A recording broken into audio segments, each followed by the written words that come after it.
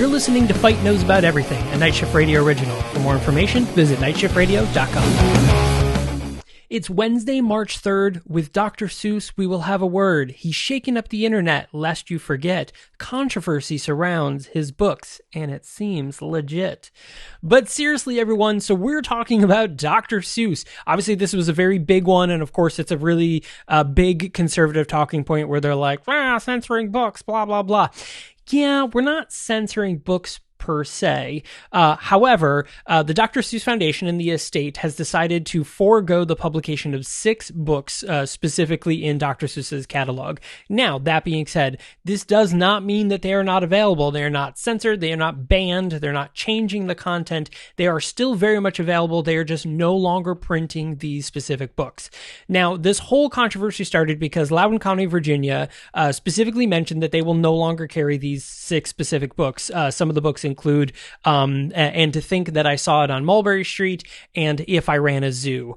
They said that they're no longer going to carry these books. And of course, this was another controversy which during the Trump presidency, Melania Trump went and tried to donate 10 specific Dr. Seuss books to a school in Virginia, and they basically turned them down, saying that, hey, Dr. Seuss has a history of making political cartoons and editorials that have racial undertones, which is true. We'll go over that in a second.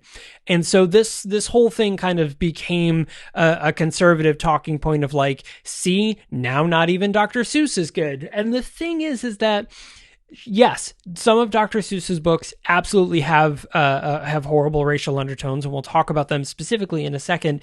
However, the thing is that those sort of things were never good, except that we just weren't allowed to say that they weren't good. And now that we're standing up for things like racial equality and stuff like that, like we are saying that we should maybe look into those things again. And I think that's perfectly okay. Change is good. We shouldn't be holding on to the same things we've had for 50 and 60 years. Things are very, very different now than they were 50 or 60 years ago when we were almost 80 years ago when we were publishing some of these things. And Dr. Seuss was publishing his political cartoons, because he did one about Pearl Harbor, which, by the way, was in the 40s. So, there's a lot that has changed about the world and about culture since then. And so, yes, although these books are revered and we should be talking about them in one way or another, and we still should, talk about what an impact they had on people that were reading, we still should acknowledge that they are problematic, just as we do about things like Catcher in the Rye and stuff like that. Books that we talk about, things that were problematic and that of the time, they were a product of their time and now no longer hold course. Because, by the way, other authors have written books, kids' books, since Dr. Seuss. Believe it or not, lots of other authors. And of course, we're not even going to go into the fact that there are many studies that show that reading Dr. Seuss books do not actually help reading. In fact, they actually hurt reading capabilities, especially those who are struggling, and especially those kids with dyslexia. Because Dr. Seuss books uses so many nonsensical words, pronunciations get marred. But that's something to look into in terms of education papers and stuff like that. But anyways, so 6 Dr. Seuss books, including And to Think That I Saw It on Mulberry Street and If I Ran a Zoo, will stop being published because of racist and insensitive imagery that was been announced. The decision is actually made last year after a month of deliberation with the Dr. Seuss estate and educational departments and stuff like that. And they basically determined that these 6 books should basically be vaulted in a sense. They'll still be able to be checked out. They just will not be printing new versions of them. So one of them, very specifically, If I Ran the Zoo, includes a character of Asian descent who is seen in a zoo, in a cage, with chopsticks and the canonical hat, eating from a rice bowl. Now, this actually spawns back to, or calls back to when Dr. Seuss was doing political cartoons, back in the early 40s when Pearl Harbor bombing happened, and there was this huge uprise in anti-Japanese racist attacks. People were blaming people that Japanese Americans living in America for the attacks on Pearl Harbor.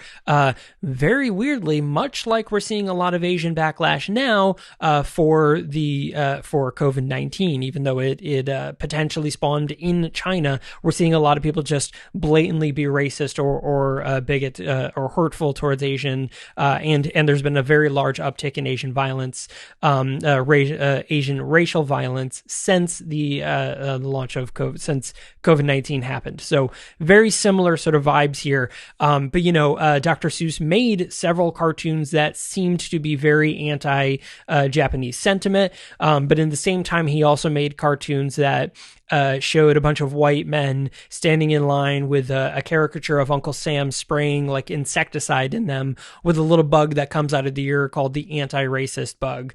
And it's just another one of those like, yeah, I get what you're saying, but like, this is the equivalent of saying like, oh, I'm not racist, I have a colored TV. Like it's not there. It's not exactly what we're looking for, and it's not exactly helping anything, but it's kind of that racial undertones. This, I guess, a better analogy would be like, well, I'm not racist, I have a black friend, I have black coworkers, blah, blah, blah. It's not the same. It's not the same. You're not actually, that doesn't mean you're not racist. It just means you know people of other race, which really is not the case. So, is the world banning all of Dr. Seuss books? No. In fact, they are not in any way, shape, or form.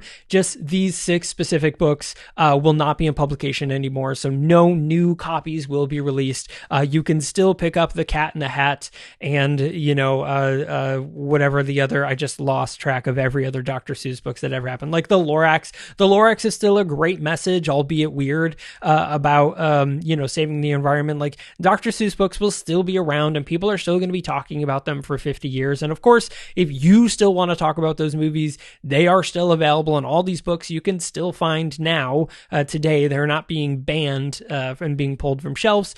They're just not going to be printed new. So what do you guys think about this Doctor Who controversy? Obviously, it got blown out of proportion, and everyone said that all of Dr. Seuss is going to be banned.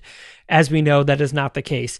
So what are your thoughts? Let me know. You can tweet at me on Twitter at @TheMichaelFight. Of course, I'm on Instagram at MichaelFight. And for more information, you can visit nightshiftradio.com. And thanks a lot for subscribing, by the way. And of course, if you're able to, go ahead and leave a rating, review, or if you're on YouTube, go ahead and leave a comment and like this video. It's super appreciated. It's very helpful in the podcast and YouTube world. And, it helps make more videos. So thanks a lot for joining me, everyone. And I will see you on Friday for our weekend recap.